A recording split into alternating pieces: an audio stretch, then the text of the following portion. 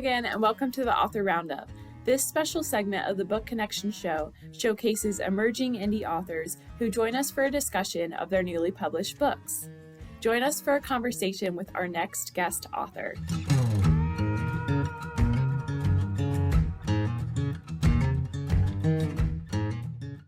Hi there, thank you for being here and welcome to Author Roundup. My name is Emma and I will be your host for today's episode. Today I have with me Paul Kaloyeropoulos. Paul has worked over 20 years in the film industry and is an accomplished screenwriter, having penned 10 film scripts. His book, A Natural Kill, is his first stop into the literary arena of novels. He weaves humor, heart, likable characters, and godly insights into a story of violence, retribution, and ultimate harmony. Please welcome Paul to the show. Hi, Paul. How are you today? I'm doing great. Thank you. Good. All right. So your book was released this year, correct? Well, it was sort of a re-release. I wrote it about 15 years ago. Oh, wow. And I self-published it at that time. And, in an effort to kind of get it out quickly, it wasn't really edited the way it should have been. And I needed to make some changes. So I re-released it with Archway. And ironically enough, given that time period, I've written 4 other novels with the same character. Oh, wow. Okay. So kind of sequels or prequels? Yeah, sequels. Yeah. Okay. Very cool. And so your book is called A Natural Kill. Can you tell us a little bit about it? Yeah. The whole idea kind of started, I was talking with my brother and I said, Per, what I'd like to do is a story where a hitman using surveillance on his victim ends up being changed by what he sees, kind of like Francis Assisi when he says, go out and preach the gospel, and if you have to, use words. So basically, live your life with integrity, and you don't know whose life you're changing. Mm-hmm. So A Natural Kill, the way I had to get this surveillance issue in the story was Clint Wolf, who's the hitman. His claim to fame is when he kills people, he kills them, he makes it look like they died naturally. Mm-hmm. And to do that, he needs to do a lot of surveillance so he can pick the right situation and time. And so he puts cameras in, let me just describe who the hit is. It's a doctor who's the lone witness to the prosecution for the death of a child. And so he puts cameras in the home and the cars, and Dr. Carlos, who is the doctor who's going to be hit.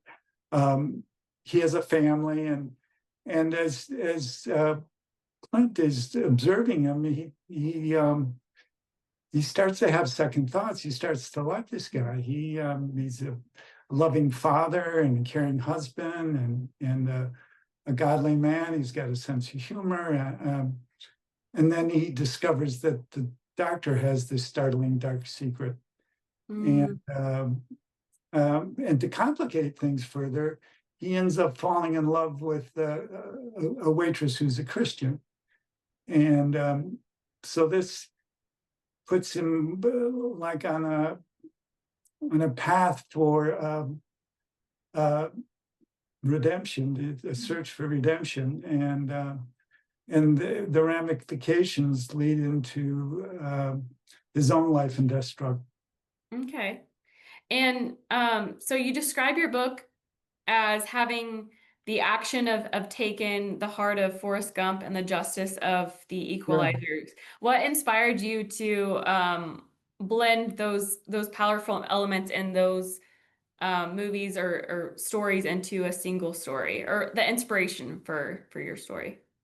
Well, the reason I say the action of a taking, because there is a lot of action. There's battles in the inner city, there's cage fights, there's struggles of life and death.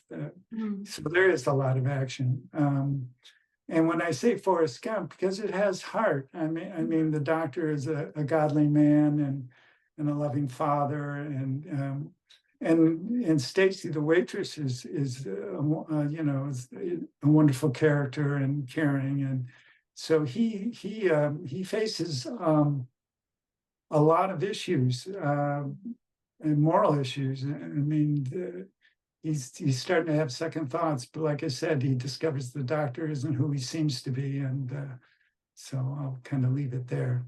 Okay. And about the character, the Dr. Kalos, what inspired or sparked the idea for that character in particular? Well, my brother's a physician, Oh, and okay. yeah, and yeah, he was the inspiration for that character. Okay. Yeah. Yeah. Okay. And so the concept of a hitman who stages the murders to look like natural causes, like you mentioned, how did you come up with the Black Stallion and his signature method of a natural kill? Like I said, I was kind of forced to find a situation where a hitman would need to do a lot of surveillance, Hmm.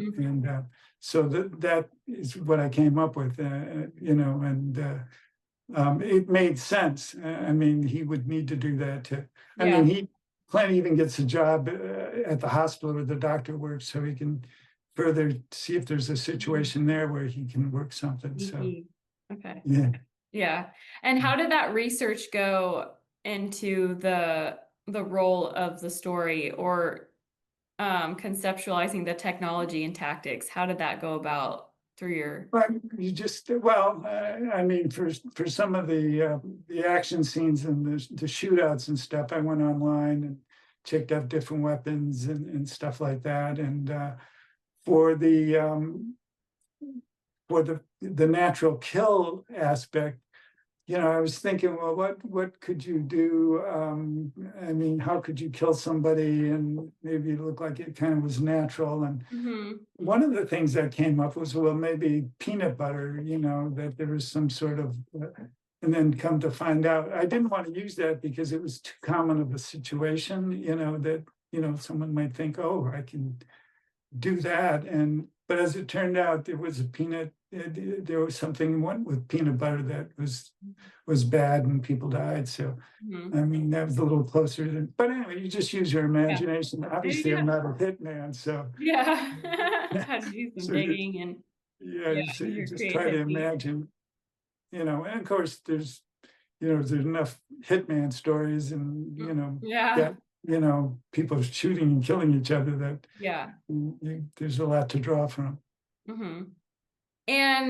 And so the main character Clint, as you mentioned, starts out as a very cold and calculated killer, and then you mentioned that the doctor has is more godly. So what drew you to explore that tension between faith and violence through Clint's character? Well, because it was such a juxtaposition. I mean, it's because I guess I'm here to spread the good news of Jesus Christ, and um, I don't mind preaching to the choir, but I want to try to find people who, I mean, who maybe not hitmen like Clint, but are questioning, you know, are Yeah. questioning their values um, looking um, for truth in their lives um, and loving people to emulate Mhm. um, and so that's why it was, you know, I Yeah. wanted the juxtaposition of a hitman and a Christ-like figure. And I mean, the Mhm. cover of my book is kind of a little bit like that here in a minute. Um, it's got a cross, the shadow of the cross, and then a Oh, gun. yeah, I see. Okay. So that's the kind of juxtaposition, death Yeah. and life, you know. Yeah. 100%. Yeah, and it's nice when, I ask that because um, it's the thing where authors say write what you know kind of. So, pulling things that are important to you, you Right. can write about more, with because you really want to write it, so that probably comes across to the reader as a subject of, religion and faith, because Yeah, it's important. You pull from what you know, basically. So, it's nice that you did that. Um, so from what I'm hearing, it seems like A Natural Kill could be a really cool and intense movie. And you being a screenwriter, right. what would be Yeah, your well, what would be your I've written yeah? I've written the screenplay actually. Oh, great. That's awesome. Yeah, So what would be your dream casting? What would your dream cast look uh, like? Mark Wahlberg for Clint Wolf and Chris Pratt for Dr. Okay, Carlos. nice. Yeah, that would be good. Mark And Wahlberg's great. yeah, and both because they've got kind of Christian bents to their They lives. So do. They do. Yeah. yeah. Okay. And what about the waitress? That kind of is open for Haven't quite I gotten don't there yet. really, yeah, I Yeah. haven't really Okay. Okay. explored that. Yeah. That's open. Yeah. Yeah. And as a thriller writer, weaving in, like deep emotional and moral threads, how do you strike the balance between suspense, like edge of your seat suspense, and as well as character development? Um, it's a story kind of weaves itself. I mean, you start off and um, you start off with Clint and you start off with the doctor. Well, he's got to have a family. So all of a sudden you've got Stephanie, his wife, and he has a little young son, and then he needs to be protected. So you end up having two detectives that you need to be in the story, and all of a sudden these characters take a life of their own. And what I like about the story is the characters don't take themselves too seriously. There's a lot of humor. There's even Stacy has some, even though she's the staunch Christian, she's got some really good lines and some, One-liners, yeah. yeah. And so it's an interesting story in that it's a romance. I mean, I could sell it as a romance story because it really Mhm. is. Um, but it also, is action packed, but it also is a touching story of love and camaraderie, and it's it's I weave it to, it sort of wrote itself. I Yeah. be, before I sit down and write, I say a little prayer, and so I really haven't had much in the way of writer's block. I mean, Oh, it that's just, good. yeah, it just Yeah, happens. it flowed. And when Yeah. did you start writing this book? You mentioned 15 years ago it was first published. So when did you start the book and how long did it take to finish it? I guess back then too, you can say. I started in around I think 2006, Okay. um, and it took me about a year and a half. I had come from California, and my brother and sister-in-law were kind enough to allow me to live at their beach house. Oh, So nice. yeah, so and it was actually a beach house that had somewhat of an ocean view, and so I would write, and then I would go sit on the cupola and have a glass of wine, smoke my pipe, and watch the Not sunset. too So bad. it was it was a very nice situation to do a novel, and For sure. Yeah. So you started writing this in 2006. It's 2025. Did you edit anything in your novel to account for, more modern yes, time? Okay, yes, nice. yeah. I had to go Yeah. back. Yeah, I had to Uh, go back and make there was adjustments. one part where I talked about Hugh Hefner when he had passed away after Oh, yeah. Yeah. Oh, good. and cell phones and stuff, Right. and Right. yeah, Fun. yeah, Yeah. I did go back, but Mhm. I'm not a big one for doing a lot of editing. Right. Yeah. Because then you get too much deep into it and you're like, well, yeah. Yeah, Okay. but it's a fun read. It's like I said, it has all the elements. It has action. I mean, people who've read it said it reads like a movie. Yeah. I And, can, yeah, I bet. And and so was there any scene, what was the most difficult scene for you to write and which one was the most natural for you to write? The most difficult were the battle scenes, the fight scenes, because you Okay. had to describe, and especially there was one inner city battle that, involved like 40 or 50 people. So I had to describe what was going on there. That Yeah. was challenging. Sorry. Yeah. So usually I put some background music and, but not when it came to that. It was like, you Can't gotta do that. concentrate on that. Yeah. Yeah. And, Okay. and the most fun were the detectives, their kind of camaraderie and banter, and also the relationship between Chris and Stacy. That was fun. There's a lot of humor there, and there's such contrast. I mean, he's the hitman, and she's this nice Christian. So, that Yeah. conflict is and he's kind of a wisecracking kind of guy. So and she's straight, so that juxtaposition really works well. Yeah. Okay. Very cool. And and you mentioned that you didn't really have a difficult time writing it. As far as writer's block, though, your writing process was pretty smooth. Yeah, what I try to do is, like I said, is and then I think conflict. What what can I bring in to make it more to bring in more conflict, Okay. and I go from there.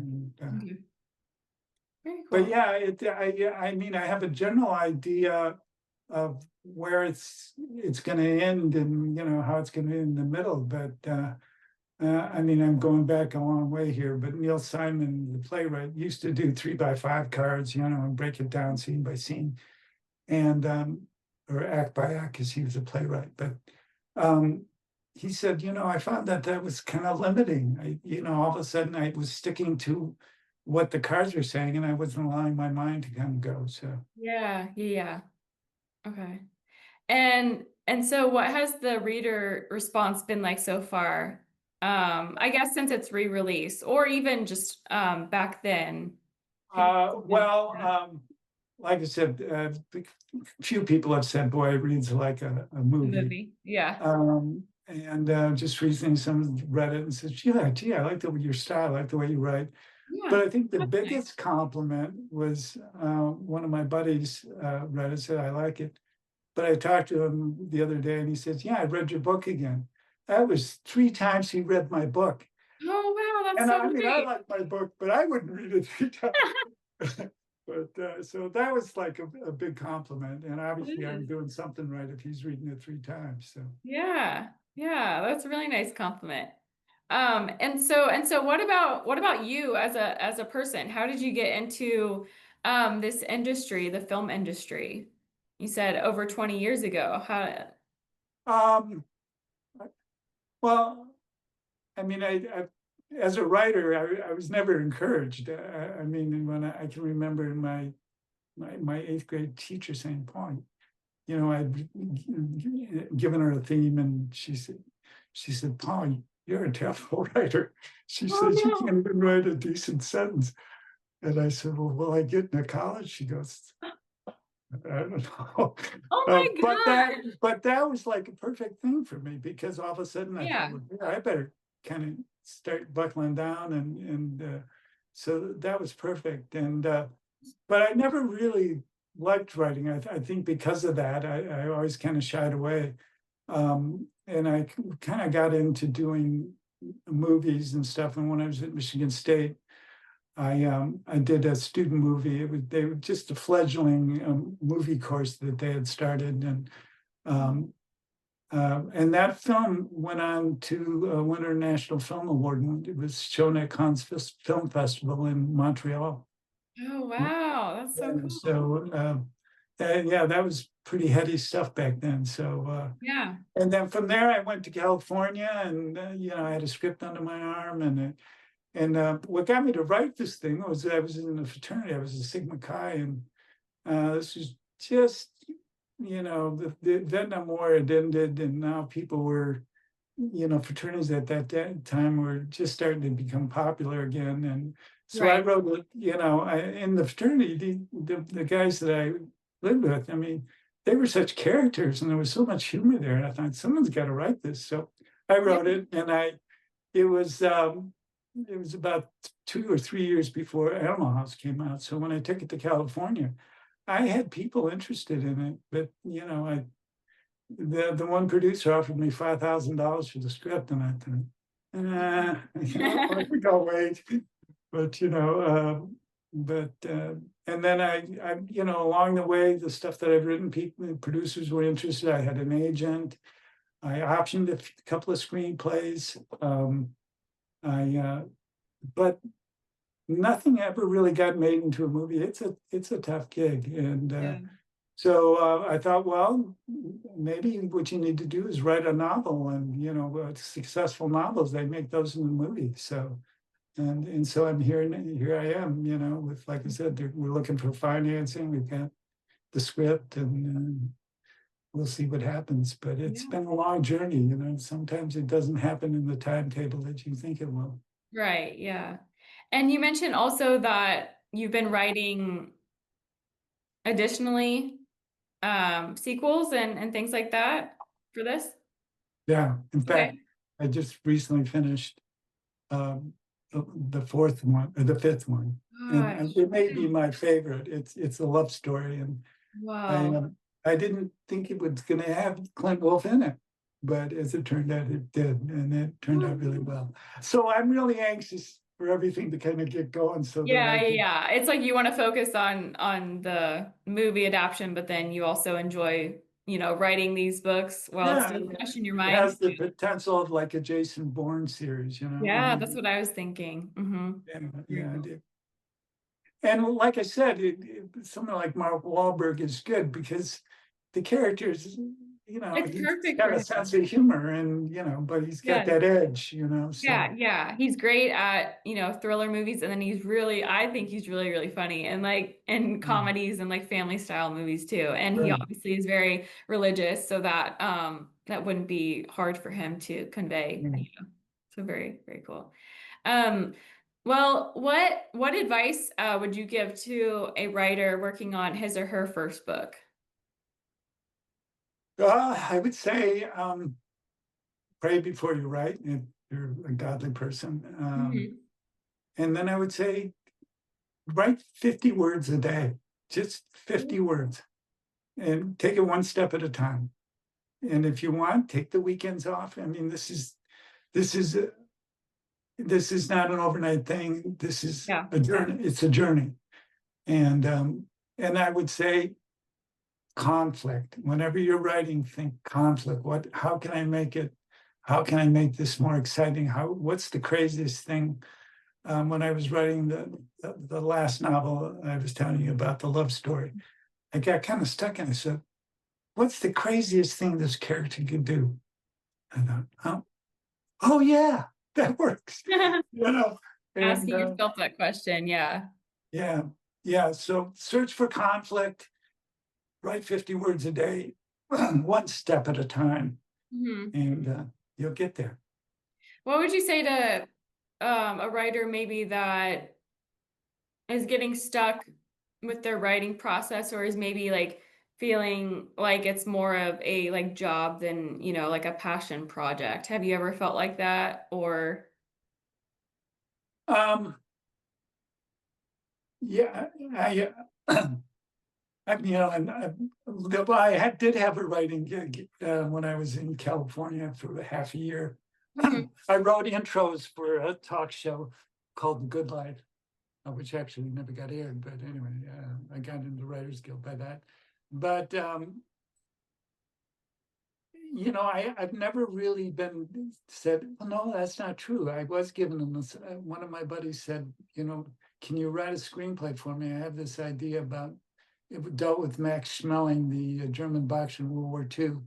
And he had this knowledge that no one seemed to know about the character. He said, can you weave a story? So I got that done in a couple of months. So yeah, I have done work where I had to, someone gave me a project to finish. Mhm. But for the most part, it's been, I really don't write anything unless I've got like an idea, and I think, wow, I need to tell this story, you know? Yeah. And yeah, and not necessarily. All my stuff deals with, I'm writing screenplays too that deal with, I've got this trilogy and now I'm working on the fourth one that deals with a young girl who's like an Indiana Jones. But Okay.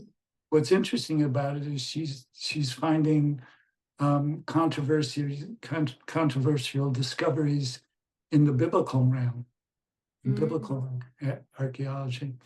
And so I'm really excited about those. very cool.